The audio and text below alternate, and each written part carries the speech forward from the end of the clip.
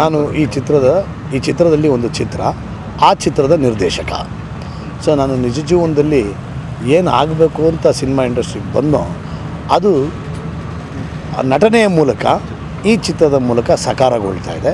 ಆ ಸಾಕಾರಗೊಳಿಸೋದಕ್ಕೆ ಅವಕಾಶ ಮಾಡಿಕೊಟ್ಟಂಥವರು ನಿರ್ದೇಶಕರಾದಂಥ ನಮ್ಮ ಮಧುಸೂದನ್ ಹವಾಲ್ದಾರ್ ಅವರು. ಸೊ ಅವರು ಮೊದಲು ಆ ಮರ್ಮ ಅಂತ ಒಂದು ಚಿತ್ರ ಮಾಡಿದರು. ಈಗ ಇದು ಅವ್ರದ್ದು 2ನೇ ಚಿತ್ರ.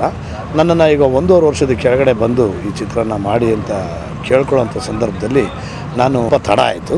ಸೊ ಡಿಸೆಂಬರ್ 16th ಅಂತ ಒಂದು ಸಿನಿಮಾನ ಟೈಟಲ್ನ ಇಡಬೇಕು ಅಂಥೇಳಿ ಅವರ ಮನಸ್ಸಲ್ಲಿ ಅಂದ್ಕೊಂಡಿದ್ದಾರೆ.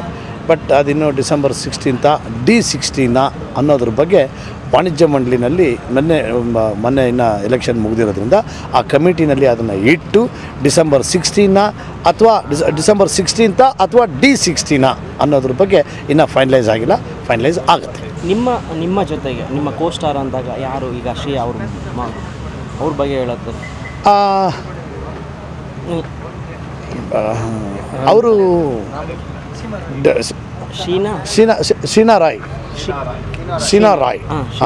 ಶೀನಾ ರಾಯ್ ಅಂಥೇಳಿ ಅವರು, ಶೀ ಈಸ್ ಫ್ರಮ್ ಡೆಲ್ಲಿ. ಅವರು ಟಿ ವಿ ಸೀರಿಯಲ್ಸು ಮತ್ತು ಕೆಲವು ಶಾರ್ಟ್ ಮೂವೀಸಲ್ಲೆಲ್ಲ ಆ್ಯಕ್ಟ್ ಮಾಡಿದ್ರಂತೆ. ಈಗ ಫಸ್ಟ್ ಟೈಮ್ ಅವರು ಕನ್ನಡ ಚಿತ್ರದ ಮೂಲಕ ಇಂಡಸ್ಟ್ರಿಗೆ ಬರ್ತಾ ಇದ್ದಾರೆ. ಓಕೆ, ನೀವು ಬಹಳ ದಿನಗಳಾದ್ಮೇಲೆ ಮತ್ತೆ ಬಣ್ಣ ಹಚ್ಚಿದ್ದೀರ. ಈಗ ಸೊ ಡಿಫ್ರೆನ್ಸ್ ಏನಾಗ ಕಾಣುತ್ತಾ? ಬಹಳ ದಿನಗಳು ಅಂತ ನನಗೇನು ಅನಿಸಿಲ್ಲ. ಒಂದು 5-6 ತಿಂಗಳಾಯಿತು ಅಂತ ಕಾಣಿಸುತ್ತೆ. ಮೆಜೆಸ್ಟಿಕ್ ಎಕ್ಸ್ಪ್ರೆಸ್ ಚಿತ್ರ ಮುಗಿತಾ ಬಂದಿದೆ. ಇನ್ನು 2 ಸಾಂಗು ಮತ್ತು 1 ಡೇ ಶೂಟಿಂಗ್ ಮಾಡಿದ್ರೆ ಫಿನಿಶ್ ಆಗುತ್ತೆ. Thank you sir. Thank you. ಈ ಸಿನಿಮಾದಲ್ಲಿ ಡ್ಯುಯೆಟ್ ಸಾಂಗ್ ಏನಾದರೂ ಇದೆಯಾ ಸರ್? ಈ ಚಿತ್ರದಲ್ಲಿ ಸಾಂಗ್ ಇದೆ, ಬಟ್ ಅದು ಡ್ಯುಯೆಟ್ಟಾ? ಯಾಕಂದರೆ ನಾನೊಬ್ಬ ಈ ಚಿತ್ರದ ನಿರ್ದೇಶಕನಾಗಿರೋದ್ರಿಂದ, ಅಂದರೆ ಈ ಚಿತ್ರದಲ್ಲಿ ನಿರ್ದೇಶಕನ ಪಾತ್ರ ಮಾಡ್ತಾ ಇರೋದ್ರಿಂದ ನಾನು ಡ್ಯುಯೆಟ್ನ ಹಾಡಿಸ್ತೀನಿ ಅಂತ ಕಾಣಿಸುತ್ತೆ. ಮೋಸ್ಟ್ಲಿ ಹಾಡಿಸ್ತೀನಿ ಅಂತ ಕಾಣಿಸುತ್ತೆ. ಹಾಡ್ತೀನಿ ಎಲ್ಲ ಗೊತ್ತಿಲ್ಲ ನನಗೆ. ಓಕೆ, ಡೈರೆಕ್ಟ್ರು ಮಾಡಿಸ್ಬೋದಲ್ವಾ? ಡೈರೆಕ್ಟ್ರ ಅದೇ ಅವರು ಡೈರೆಕ್ಷನ್ ಮಾಡಿ ನನ್ನನ್ನು ಡೈರೆಕ್ಟ್ರ್ ಮಾಡ್ತಾ ಇದ್ದಾರೆ, ಡೈರೆಕ್ಟ್ರ್ ಆಗುವಂಥ ಪ್ರೋತ್ಸಾಹ ಕೊಡ್ತಾ ಇದ್ದಾರೆ. ಅದೇ ಒಂದು ನಿಟ್ಟಿನಲ್ಲೇ ನಾನು ಮುಂದಿನ ವರ್ಷ ಒರಿಜಿನಲ್ ಆಗಿ ಡೈರೆಕ್ಟ್ರ್ ಆಗ್ತಾಯಿದ್ದೀನಿ.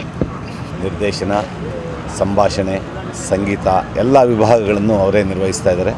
ಅವರು ಇದಕ್ಕೆ ಮೊದಲು 4 ತೆಲುಗು ಸಿನಿಮಾಗಳು, ಆ ಮರ್ಮ ಅಂತ ಒಂದು ಕನ್ನಡ ಸಿನಿಮಾ, 5 ಸಿನಿಮಾ ಮಾಡಿದ್ದಾರೆ.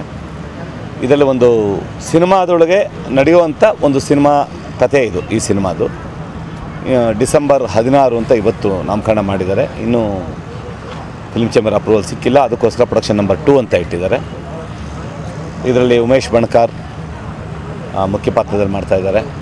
ಮೇಘಶ್ರೀ ಮತ್ತು ಶೀನಾ ರಾಯ್ ಅಂತ ಡೆಲ್ಲಿಯಿಂದ ಬಂದಿರೋಂಥ ಒಂದು ಹೆಣ್ಮಗಳು ಒಂದು ಮುಖ್ಯ ಪಾತ್ರಗಳನ್ನು ಮಾಡ್ತಾಯಿದ್ದಾರೆ. ಇದರಲ್ಲಿ ನನ್ನ ಒಂದು ಪಾತ್ರ ಅಂದರೆ ಒಂದು ಪ್ರಮುಖವಾದಂಥ ಖಳನಾಯಕನ ಪಾತ್ರ ಮಾಡಿ ಅಂತ ಹೇಳಿದ್ದಾರೆ. ಇನ್ನು ಪಾತ್ರಕ್ಕೆ ಬೇಕಾದಂಥ ರೂಪುರೇಷೆಗಳನ್ನೆಲ್ಲ ನಾನು ತಯಾರಾಗಬೇಕಾಗಿದೆ. ಭಾಳ ಒಳ್ಳೆಯ ಪಾತ್ರ. ಅವರ ಒಂದು ಒನ್ ಲೈನ್ ಸ್ಟೋರಿ ಅಂತ ಏನು ನಾವು ಸಿನಿಮಾದಲ್ಲಿ ಕರಿತೀವಿ, ಒನ್ ಲೈನ್ ಕತೆ ಹೇಳಿದ್ದಾರೆ. ತುಂಬ ಚೆನ್ನಾಗಿರೋಂಥ ಸ್ಕ್ರಿಪ್ಟ್ ಚೆನ್ನಾಗಿ ಮಾಡ್ಕೊಂಡಿದ್ದಾರೆ. ಚೆನ್ನಾಗಿ ಬರುತ್ತೆ, ಮೂಡ್ ಬರುತ್ತೆ ಅಂತ ನಾವು ಅಂದ್ಕೊಂಡಿದ್ದೀವಿ. ಒಂದು ಕಾಮಿಡಿ ಬೇಸ್ ಹಾರರ್ ಫಿಲಿಮ್ಮು. ಒಂದು ಸಿನಿಮಾ ಶೂಟಿಂಗ್ ನಡೆಯುವಾಗ ಏನೆಲ್ಲ ಘಟನೆಗಳು ನಡೆಯುತ್ತೆ, ಅಲ್ಲಿ ಬೇರೆ ಏನು ಪಾತ್ರಧಾರಿಗಳು ಎಂಟ್ರ್ ಆಗ್ತಾರೆ. ಇದು ಹಾಸುಹೊಕ್ಕಾಗಿರುವಂಥ ಒಂದು ಚಿತ್ರದ ಕಥಾಹಂದರ. ಚೆನ್ನಾಗಾಗಲಿ, ಚೆನ್ನಾಗಾಗುತ್ತೆ ಅಂತ ಅಂದ್ಕೊಂಡಿದ್ದೀನಿ. Thank you sir. Thank you. My character, I'm a small artist in the starting of the movie. I'll be trying to become a hero, and by the end of the movie, I'll become a hero. And this is a very different story. Actually, movie like I'm not able to explain you properly. Watch the movie. ಇದರಲ್ಲಿ 2 heroines, ನಾನು ಬಂದುಬಿಟ್ಟು one of the heroine ಮಾಡ್ತಿರೋದು. ನಾನು ತೆಲುಗಲ್ಲಿ ಮಾಡಿದ್ದೆ, ಕನ್ನಡದಲ್ಲಿದೆ first. So ಕನ್ನಡದಲ್ಲೂ ಮಾಡು ಅಂತ ಎಲ್ಲರೂ ಹೇಳ್ತಿದ್ರು. ಆ್ಯಂಡ್ ನನ್ನ ಪಾತ್ರನೂ ಕೂಡ ತುಂಬ ಚೆನ್ನಾಗಿದೆ. ಇವಾಗ ನಾರ್ಮಲಾಗಿ ಇವಾಗಿರೋ ಹುಡುಗಿರು ತಂದೆ ತಾಯಿ ಮುಂದೆ ಫುಲ್ ಡೀಸೆಂಟಾಗಿರ್ತಾರೆ, ಆಚೆಗಡೆ ಬಜಾರಿ ಥರ ಇರ್ತಾರೆ. ಸೊ ನಾನು ಕೂಡ ಇದರಲ್ಲಿ ಹಂಗೆ ನಮ್ಮ ತಂದೆ ತಮ್ಮನ ಮುಂದೆ ಫುಲ್ ಡೀಸೆಂಟಾಗಿರ್ತೀನಿ. ಹೀರೋನ್ ಮಾತ್ರ ಫುಲ್ ರೆಕ್ಸ್ಕೊಂಡು ಚಚ್ಚಾಡ್ಬಿಡ್ತೀನಿ, ಆ ಥರ ಒಂದು ಪಾತ್ರ. ಸೊ ನನಗೆ ತುಂಬ ಇಷ್ಟ ಆಯಿತು. ಫಿಲಮ್ ಸ್ಟೋರಿನೂ ಕೂಡ ತುಂಬ ಚೆನ್ನಾಗಿದೆ. ಆ್ಯಂಡ್ ಇದೊಳ್ಳೆ ಫ್ಯಾಮಿಲಿ ಎಂಟರ್ಟೈನರ್ ಅಂತಲೂ ಹೇಳ್ಬೋದು. ಓಕೆ, ಇನ್ನು ಡೈರೆಕ್ಟ್ರ್ ಬಗ್ಗೆ ಅವರು ತೆಲುಗಲ್ಲಿ 4 ಸಿನಿಮಾ ಮಾಡಿದ್ದಾರೆ. ಸೊ ಅವ್ರ ಜೊತೆ ಈ ಮೊದಲನೇ ದಿನದ ಎಕ್ಸ್ಪೀರಿಯನ್ಸ್ ಬಗ್ಗೆ ಹೇಳೋದಾದರೆ ಶೂಟ್ ಅವ್ರು ನನಗೆ ತುಂಬ ಸಪೋರ್ಟ್ ಮಾಡ್ತಾರೆ. ಸ್ಟಾರ್ಟಿಂಗ್ ನಾನು ಅವ್ರನ್ನ ಮೀಟ್ ಮಾಡಿದಾಗಲೇ ಅವ್ರು ನನಗೆ ಹೇಳಿದರು, ಫಿಲಮ್ ಸ್ಟೋರಿ ತುಂಬ ಚೆನ್ನಾಗಿದೆ, ನಿಜವಾಗ್ಲೂ ನಿಂಗೆ ಒಂದೊಳ್ಳೆ ಲೈಫ್ ಕೊಡುತ್ತೆ ಅಂತಲೇ ಹೇಳಿದರು. ಬಟ್ ನಾನು ಫಿಲಮ್ ಸ್ಟೋರಿ ಕೇಳಿದ್ಮೇಲೆ ನಂಗೆ ನಿಜವಾಗ್ಲೂ ಅನಿಸ್ತು, ಬಿಕಾಸ್ ಅಷ್ಟು ಚೆನ್ನಾಗಿದೆ. ಆ್ಯಂಡ್ ಇದರಲ್ಲಿ ಎಲ್ಲ ಒಳ್ಳೆ ಆ್ಯಕ್ಟರ್ಸ್ ಇದರಲ್ಲಿ, ಸೀನಿಯರ್ ಆ್ಯಕ್ಟರ್ಸ್. ಸೊ ಇದರಲ್ಲಿ ನನಗೆ ಮಾಡೋಕ್ಕೆ ಅವಕಾಶ ಕೊಟ್ಟಿದ್ದಕ್ಕೆ ತುಂಬ ಥ್ಯಾಂಕ್ಸ್ ಹೇಳೋಕ್ಕೆ ಇಷ್ಟಪಡ್ತೀನಿ. Thank you. Thank you so much. Hi, I am Seena Rai from Delhi. Actually मैंने टीवी सीरियल में काम किया है और पंजाबी एल्बम्स वगैरह में काम किया है. कर्नाटका में मेरा फर्स्ट मूवी में मुझे चांस मिला है, मुझे काफ़ी अच्छा लग रहा है. और मेरा इधर रोल जो है वो मेन लीड में है, हीरोइन में. हम 2 हीरोइन हैं. मेरा लास्ट में मर्डर हो जाता है और मुझे काफ़ी अच्छा लगा बेंगलोर में आके. और आप सबके साथ की ज़रूरत है.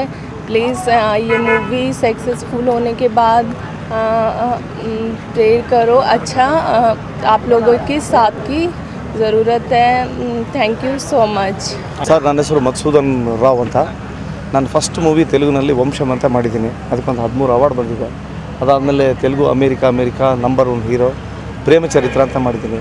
ಕನ್ನಡದಲ್ಲಿ ಆಮರ್ಮ ಅಂತ ಒಂದು ಸಿನಿಮಾ ಮಾಡಿದೆ. ಅದೇನು ತುಂಬ ದೊಡ್ಡ ಕಾಂಟ್ರವರ್ಸಿ ಆಯಿತು. ಅದಾದಮೇಲೆ 1.5 ವರ್ಷದ ಗ್ಯಾಪ್ನಲ್ಲಿ ಪ್ರೊಡಕ್ಷನ್ ನಂಬರ್ 2 ಅಂತೇಳಿ ಒಂದು ಸಿನಿಮಾ ಮೇಲೆ ಒಂದು ಸಿನಿಮಾ ಸಬ್ಜೆಕ್ಟ್ ಮಾಡೋಣ ಅಂತ ಉಮೇಶ್ ಬಣ್ಕಾರ್ ಅವ್ರನ್ನ ಹೀರೋ ಮಾಡಿ, ಮತ್ತು ಇನ್ನೊಬ್ಬರನ್ನ ರಿಷಿ ಮದನ್ ಅಂತ ಅವ್ರನ್ನ ಇಂಟ್ರೊಡ್ಯೂಸ್ ಮಾಡಿಸ್ತಾ ಮೇಘಶ್ರೀ ಅನ್ನೋ ಒಬ್ಬ ಹೀರೋಯಿನ್ನ ಪರಿಚಯ ಮಾಡಿಸ್ತಾ ಚಿತ್ರಕಥೆ, ಸಂಭಾಷಣೆ, ಸಂಗೀತ ಮತ್ತು ನಿರ್ಮಾಣ, ನಿರ್ದೇಶನ ಎಲ್ಲ ನಾನು ಹೊಣೆ ಹೊತ್ತು ಮಾಡ್ತಾಯಿದ್ದೀನಿ. ಇದೊಂದು ವಿನೂತನ ಚಿತ್ರ ಅನ್ನೋದಕ್ಕಿಂತ ಒಂದು ಮನೋರಂಜನಾತ್ಮಕ ಚಿತ್ರ.